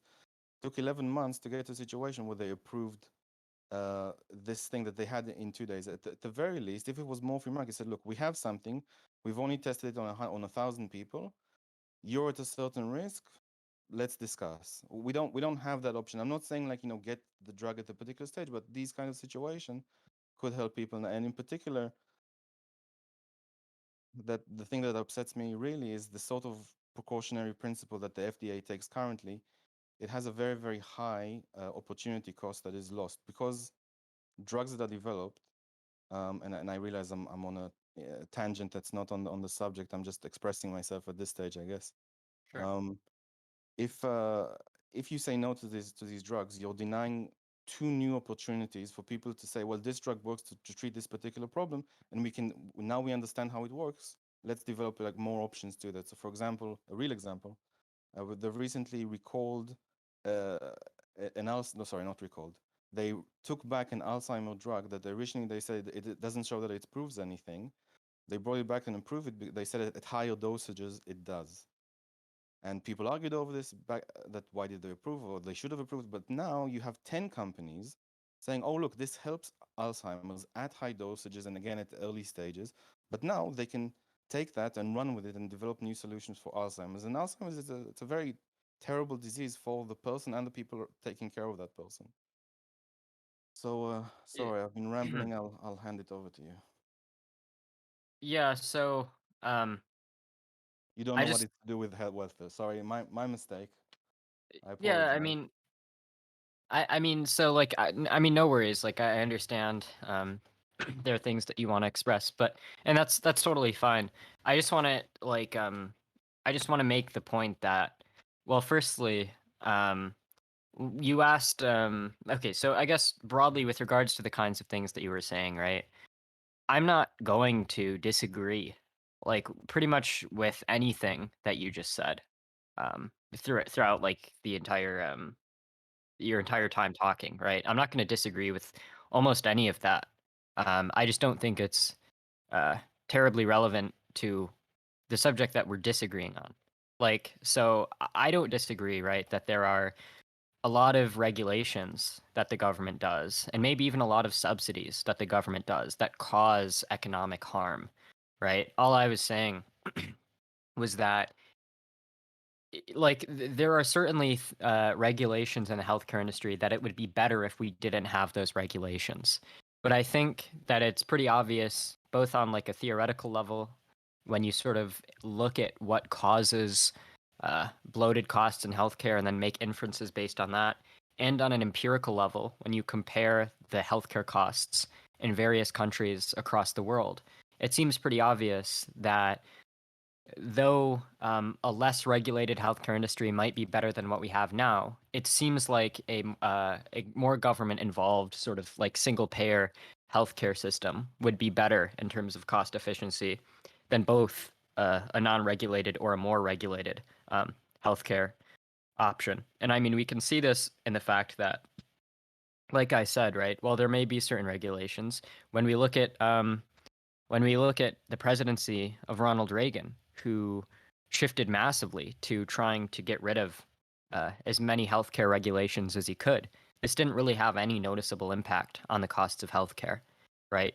The major costs of healthcare, while regulation does play a role, the major costs are things like administrative inefficiency as a result of the fact that we have multiple different insurance industries that hospitals have to deal with, and things like drug costs because we don't have a government that can negotiate with drug companies as a monopsony and therefore get lower prices for drugs. Um, so it just seems like, yeah, that's the only claim I was making, right? It seems like a single Yes, payer thank you. system would be the most cost effective. Now, But you asked about and in terms of the other regulations and subsidies, I mean, we'd have to talk about the individual regulations and the individual subsidies. I imagine some of them I support, some of them I don't support. Some regulations I support, some regulations I don't support. I just don't think that's relevant to the topic of whether or not we should support welfare. Um, Now, you asked me about UK pensions. Um, and I guess the relevance there is that, like you said, you don't understand because UK does have private pensions. Like, I agree with that, right? That's the point I was making, is that the UK does have private pensions, right? But the problem is when we look at places like Britain and Chile, which have done private pensions, it increases management fees massively compared to what they were when the government was running them and compared to where they were in other places where the government runs them. So just to reiterate, right, more than 99% of Social Security's revenues go towards benefits. Less than 1% goes towards overhead. In Chile, management fees are 20 times as high as they are in the US. In Britain, when they privatized their system, alarm over the massive increase in management fees charged by investment companies led to the government imposing a charge cap. And even after that charge cap, fees continue to take massive bites out of British retirement savings, and overhead costs are way more than the government social security program.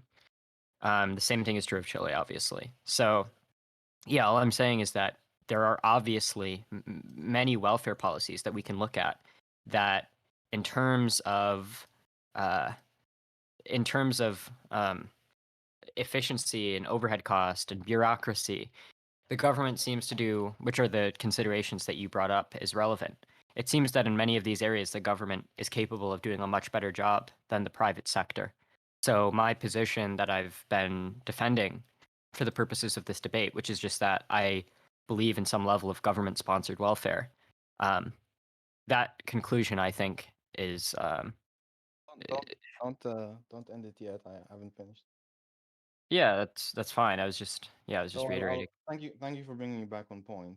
Sure. So with regards to the pension, I mean, I haven't heard I haven't heard this issue. I mean, it may have been an issue like in 2008. I don't Well, remember every it. And so, privatization. My point is that every attempt at privatization seems to increase administrative inefficiency, which seems to I honestly undercut have the not point.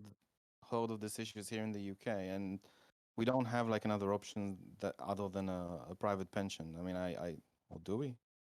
Maybe we do. That's what I'm But saying. anyway, so with regards to the NHS specifics or the National Health Service, it is cheaper than, or let's say any European country that has a national health service will be cheaper. But you're not looking at it the right way. There's a reason why it's cheaper. They not only bulk buy drugs, they bulk buy the most generic and average or cheap drugs. That's the thing. The idea of the NHS is to help as many people as possible. So the majority of people aren't going to be like the severely injured ones. They're just going to be the averagely hurt ones, and numerically they outnumber the smaller people that have more extreme cases. So I can tell you for a fact that there's, for example, there's a sort of pot for cancer drugs, and it's gotten down over the years. And basically, these are for newer cancer drugs that they don't that haven't either experimental or expensive, and it's just a pot, and it ends. And typically, the NHS, I mean, it's very good with things like childbirth and things like if you have a cold, you need to go to the doctor. By the way, the regular GP, which is our family doctor, it's a 21-day waiting period. But the particular thing I wanted to mention is things like operations and things like cancer, the NHS is not very good at. And people have started going, especially elderly people, have started going to private insurance groups to pay for that.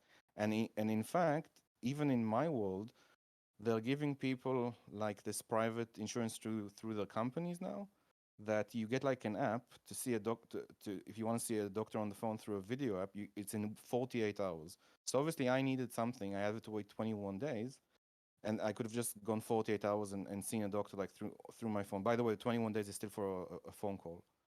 And even in my area, we have a relatively large town. It's almost like a city. We don't even have a hospital. We have an A&E, and twice there we need to take our 3-year-old daughter. Once she had something like something stuck up her nose.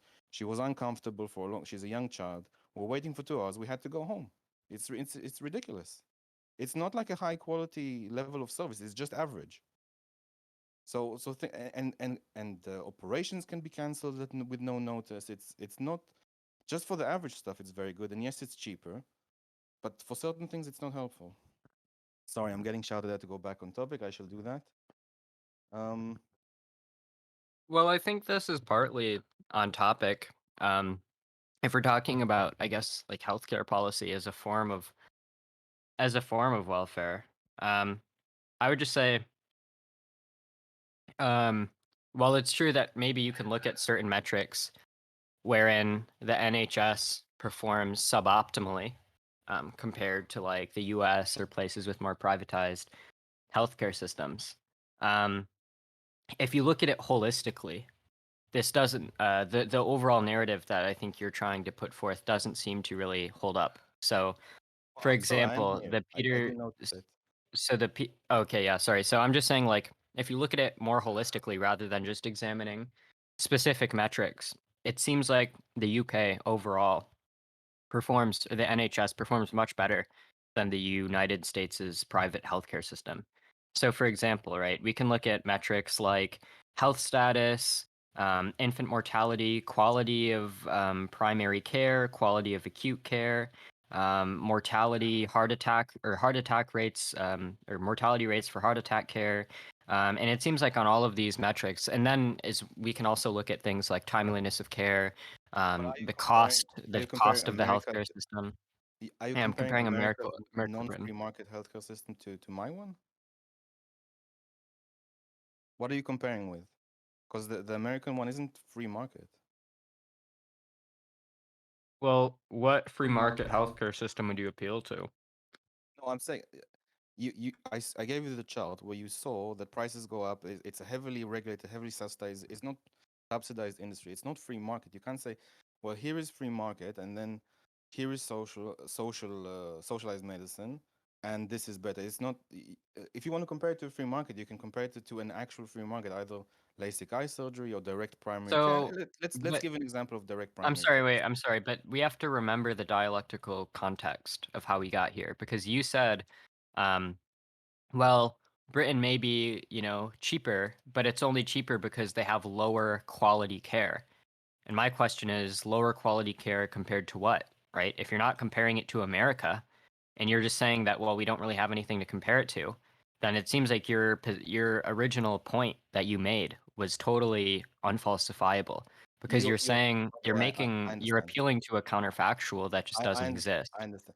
Well, look, I mean, to some degree, like it doesn't exist, but at the very least, like in the US, you still have a situation where, like, if you need a urgent care, sorry, not urgent care, but if you need like specific care, like in cancer or particular operation, people still fly to the US to have it there. Like the level of care is very, very high, and you could make a case where, like, look, it's high for everyone, therefore it's expensive for everyone compared to other countries in Europe.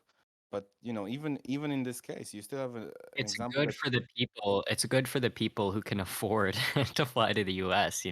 Like the US has really good healthcare for people who are very rich. But if you look at holistically, the amount of people who die in the United States because of suboptimal care or because of a lack of care, it's going to be extraordinarily, like unbelievably higher than the amount of people who die because of a lack of care in Britain or Canada or anywhere else. And I think that I'll metric have to is more disagree with you morally there. meaningful to me. I'll have to disagree with you. People have died here in the UK on waiting lists for operations. Well, yeah, but if you look at like the amount of people who die in the US, right? I think a Harvard study estimated it to be somewhere around 45,000 people a year who die in the United States because they can't afford healthcare, right? And if you compare that to the numbers of people who die as a result of waiting times in the United Kingdom or even in Canada, it's not even close, right? I've dug into these numbers before. Look, I don't know what to say. The reality that I'm looking here and the situation in America, and again, it's not ideal. And I gave you the example of averages and helping like more people, but those more people aren't like the high end cases that you need to help out. There's a very Wait, different what level are of you service, referring and to there? like if you have cancer, if you have like a sorry, so like the sickest people aren't being taken care of as well in the UK and than they are in the US. So you have like I mean that's just you would if that were true, you would yeah. expect there to be more preventable healthcare related deaths in the United Kingdom than there is in the No, US. But not if necessarily. you look at the people in the United Kingdom who die because they didn't get care on time in the United Kingdom, it's just empirically, it's just nowhere near as high as the amount of people who die because they can't afford healthcare in the United I'm sorry, States. I don't accept this empirical claim at all, and Yeah, I can send you the I'll data. have to bring I don't know I'll have to bring numbers, and I am here, so look, I'll before Raddy 344 completely downvotes me because I'm going completely off topic. I'll go over like my last final points while still hoping to retain his vote at some point. Um,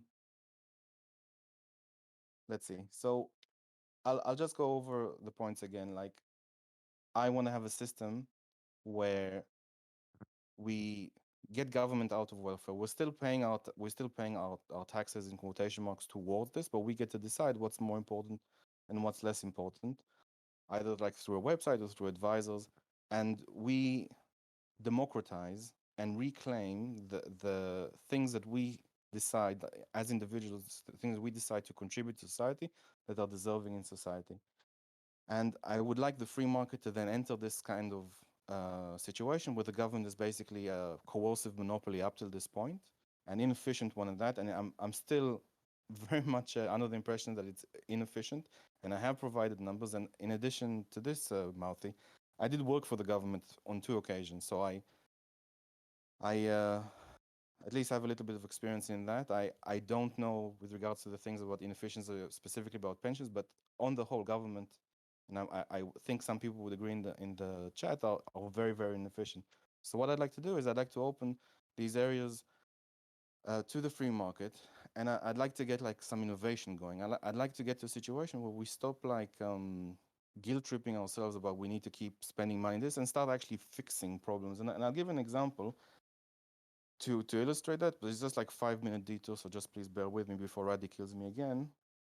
So here's an example, completely unrelated, but an example of free market versus government. So Elon Musk recently like took over some parts from NASA and developed a way to travel outside the space in a much more efficient way. So in particular, what NASA calculated was that if they work on a particular project, it will take them $36 billion and 12 years. And they kind of funded Elon Musk. They did give him a few billions, not anywhere near that amount of money. I think it was one digit billion. But he managed to do it within in 6 years for $1 billion.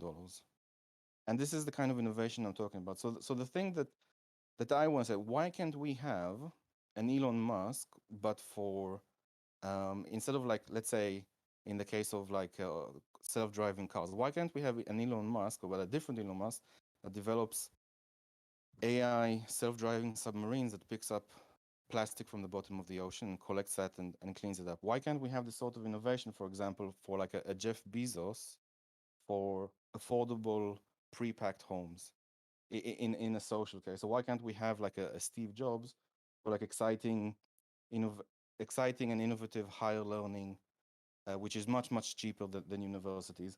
Or why can't we have like a Richard Branson for nursing and care stuff? And I just I really would like us to have a situation we have this opportunity to innovate and and uh, and develop and stop like this just spending this money and it's just not really improving it. It's basically paying administrative staff. We don't know what's going to it. We can't change it. We just vote a party in like once every 4 to 5 years. But here, for example, we can have a really meaningful effect. So let's say, for example, people there's a particular disease, let's say, not disease, someone who injured their spine, let's say, and there's a particular like innovative thing that if you strap like a sort of exoskeleton around your body, and I just saw it on LinkedIn, I'm remembering, that sends like shocks, light electric shocks through your body, then the person like they were all shaking before because they injured their spine, and now like with the electric shocks they're not shaking anymore. And if we say, for example, this is a really interesting thing, and I have a family member that really needs this sort of research. And let's say we allocate the money that we want in the money that we want from this system that I'm proposing. So let's say you 40% of your salary goes to taxes. It's now 2020, and you allocate most of the 20% to give you a situation where you have $1,000 a month going to fund this sort of research. You only need 2,000 people to fund this research to get to $2 million a month. It's very cost effective, and then you can fund this sort of research that will help a very specific small number of people to get access to this innovative technology. And you don't need to appeal to the government. You don't need to um, persuade the right political party. They don't need to have a committee once every 2 months to allocate this money. You and individuals that either you persuade individuals that care about it, they can fund it themselves.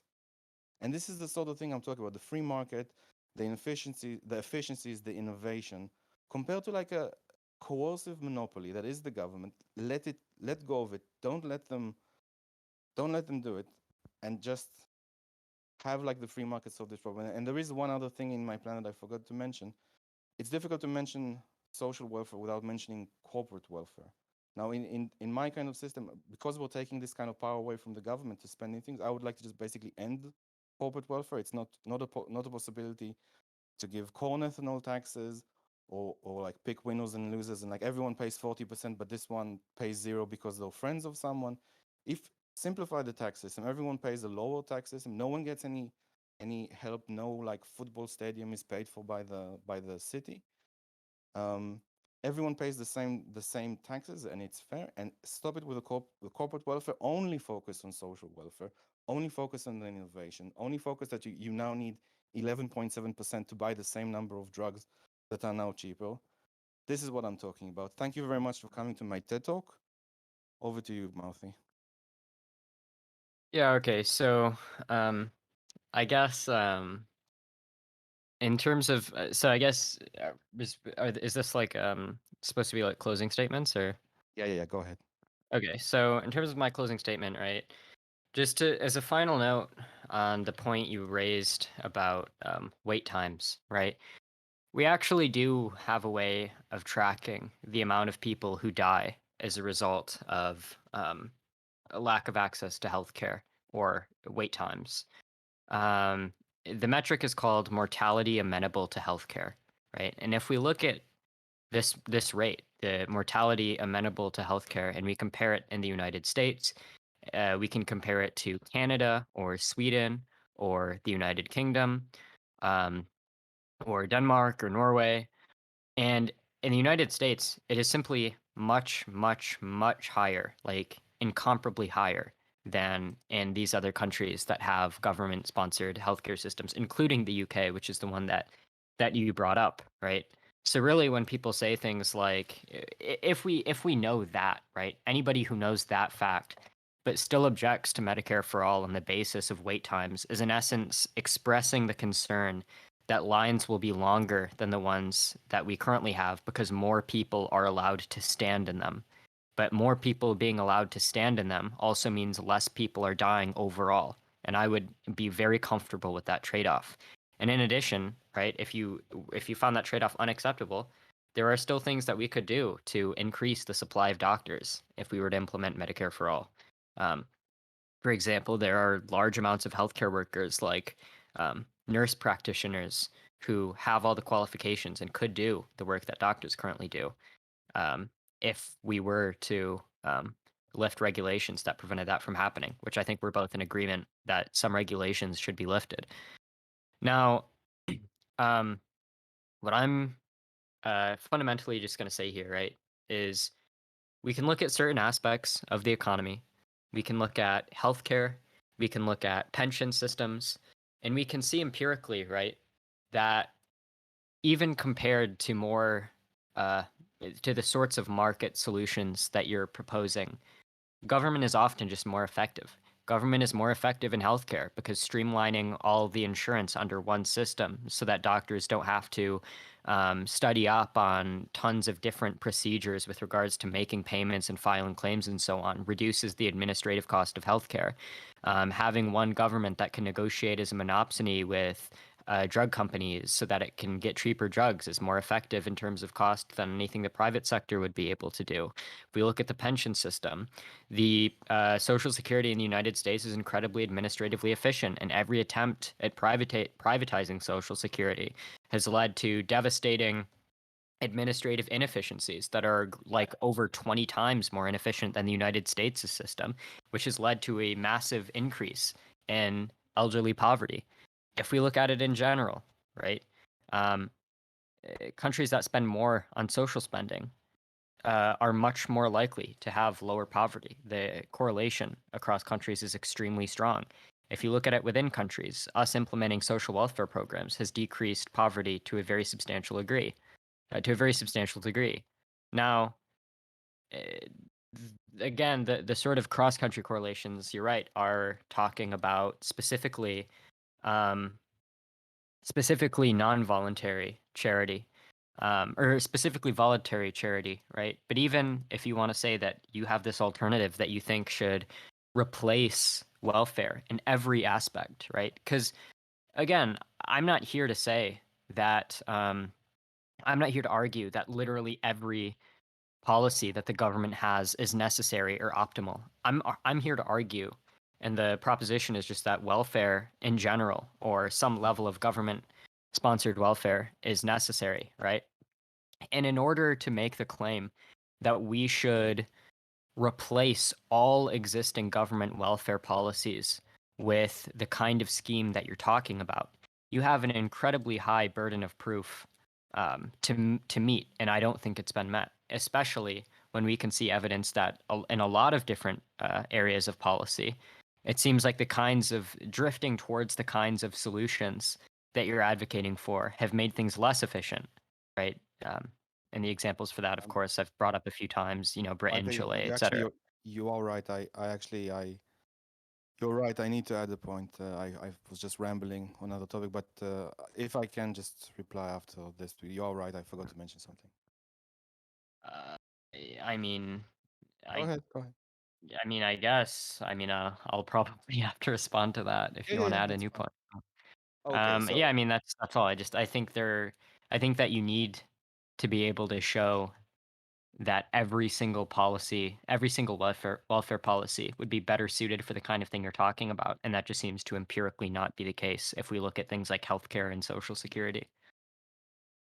um, I do think I have proved some things, but with regard specifically to, there is one other element that I haven't. So, and this is could be comparable. There is a sort of health service that's currently available in the US called direct primary care.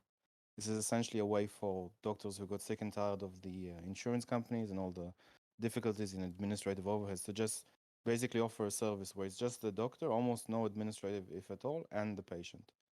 And typically they compete on cost. So they it's just you and and your doctor and what you want to do. Typically, the cost to see the doctor is $35. I'm just giving actual examples. I'm To sorry, subscribe to the what are you referencing? What's the program called? direct primary care. Uh, Okay. you can subscribe for $50 a month, and then like you have email access to the doctor or something. If you have like a family of like two kids and two parents, it's $140. And there's like an exact list of very reasonably priced medicines, how much an X-ray costs, how much an MRI costs. It's all very visible because usually doctors don't even know the price it goes to administrative, and they say thousands or like $200 for an aspirin, and you need 20 aspirins, and so on and so forth. So this model is very interesting because if you don't like the doctor, you can move to someone else. It's very accessible, and even in the case where some people like are still unable to afford this, it's because bear in mind, like people can afford these sorts of rights. Some people, or like more people, have access to these sorts of rights. The people who cannot afford it, the charities can take over because $50 a month is a lot cheaper than thousands and thousands of dollars a month, and this is kind of my point. It's like the free market lowers the price significantly, and then for the public to then subsidize it for like the group of people that can't afford it is a lot easier, considerably easier. So this is like the sort of example I'm comparing it to, where you just have like just doctor and the patient. There's no one in between. The doctor is interested in the patient's welfare. The patient is interested in the doctor's feedback. And if you don't like your doctor, there's nothing stopping you from moving somewhere else. Like you want the best, or you want a second opinion.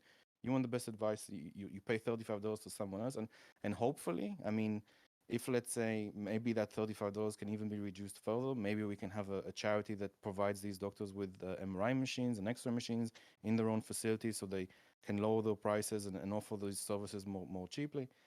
We have so many options. We have, for example, group insurance against poverty. Not poverty. People are already in poverty, but if you worked and something unfortunate happened to you and you had to pay a lot of money to fix it, either physically to yourself or something else, there could be like insurance against poverty for a large group of people, which you could subscribe into. Or you could have a situation, for example, where um, if you need if people in this group need an operation that costs a lot of money and they just didn't see it coming, then you can have a sort of insurance that the people pay the first, let's say, $1,000, and no matter how high afterwards, that the insurance covers it. And I think some countries Yeah, like but Singapore do something similar. wait, I'm sorry. I guess I'll finish. What's I'll the let model you. that you're Yeah. outlining? What's the model that Sorry. you're outlining? What is the model that you're outlining here? Because The last one my was original, all of my points, right? All of my points against, all of my points in favor of single payer or Medicare for all have been about the inefficiency of having different competing insurance companies. Now, your counter argument was okay, well, we can do direct primary care. But the problem is, even if you have a direct primary care plan, you still need insurance, right? The monthly fee covers primary care consultations. But if you need additional testing, procedures, or medication, you still, you'll likely be on the hook for the cost, right? So you're still going to need insurance to cover that. so Um, specifically it's for so specialists. You would need the so insurance for. you need to pair, even if you have this kind of a Yeah, yeah, direct yeah. primary care thing, you need to pair it with an insurance plan. Sure. You need to pair it with insurance plan, but Yeah, the so vast majority, so if that's but once, true, but then let me I just, don't see how the invoking that sort of overcomes all of the problems that I mentioned. because a lot of the things that you would need insurance for, and like high deposit or deductibles, all those things go away when you have direct act. You don't even the insurance that you have to pay on a month. it goes away, because if the insurance that you now have to pay is for a very specific subset, we're only in emergencies, we're only with specialists, we're only in case of accident, that's a completely different thing to insure No. against. Well, I mean, the fee covers primary care consultations. But if you need like testing procedures or medication, you still need to pair that with an insurance plan, right? It's Well, still going to again, be the the system that you're mentioning is still going to be subject to all of the critiques that I made. not necessarily, because the testing, so for example, the blood test, the x-rays, the MRI, are things that the direct primary care do offer, and very reasonable prices for um, uh, generic medicine as well. Um, and that's kind of like I the just idea that don't see how this is I don't see how this is getting around my original point, which is just that there necessarily is an inefficiency, a cost inefficiency that's introduced by um, by having multiple different insurance companies. there's an inefficiency because of the market, in the government involvements in the market, No, no, the no. way There's an insurance, the efficiency just way, in just virtue. just 1 second, I'll explain what I mean. There's inefficiency because the market is very, very mixed. You have No, large players in the market that that's just makes not the things. case. It Even if is the the case. market was completely free, the fact that you have Let me many just different providers is still can you, going to lead to a situation let me wherein allow me hospitals just are to having to look, deal with a bunch of different companies with one all of second. which have their own Mouthy, procedures for payments and Mouthy, filing claims. Mouthy. I'm sorry, you're I just not let me like just finish getting the what I'm saying. sentence. No, but I Go haven't for it. finished my sentence for you to respond yet. I'm saying it's not a free market. You have to go through either an insurance company. You have to either go through Medicare or Medicaid. There are very large players in the healthcare market itself that are price insensitive, and they'll raise prices for everything else. And then your insurance has to pay for it. And then the category of group of your injury has to fall in particular something, and you can't stay too many days in the hospital. And administrators will want it to get rid. There's a whole procedure, and a whole infinite reel of legal issues and regulations that need to follow. And here in this particular model that I'm like just raising awareness to at the very least, is you have just a model with just you and your doctor, and you pay a minimal amount of money that is Well, no. very accessible to a lot of people, and you can get the medicine, you can get the x-ray, you can get the MRI if you need to. It's not an arm and a leg. And the people who can't afford it, for charity to then come in and say, well, we need to pay $50 for you, we need to do an x-ray for you, we need to buy some generic drugs for you, that's not difficult to do. Okay. Uh, okay. I mean, I guess just like I don't want to like keep. I mean, I guess It's this anyway. can just I've be finished. like, I've finished. So if you want to add to what I just said or close something, that's fine. Go ahead. sure, It's been yeah, a very long debate anyway. So yeah, let's. that's fine. I'll just say as like my final thought on this sort of particular line of argumentation. I've said at the outset that I understand that there are cost inefficiencies that are introduced by having new regulations. But I've also said, and I've given logical and empirical evidence for this claim, that the brunt or the majority of the problem of high healthcare costs are not a product of regulation, but are a product of specific administrative burdens and inefficiency that are imposed by having multiple competing healthcare companies. And that having just one healthcare, streamlining everything under one plan, such that hospitals only have to deal with one insurance company and only have to engage with one kind of procedures for filing claims and so on. This is going to make things more cost efficient. The fact that the government would be able to negotiate drug prices as a monopsony will make things more efficient.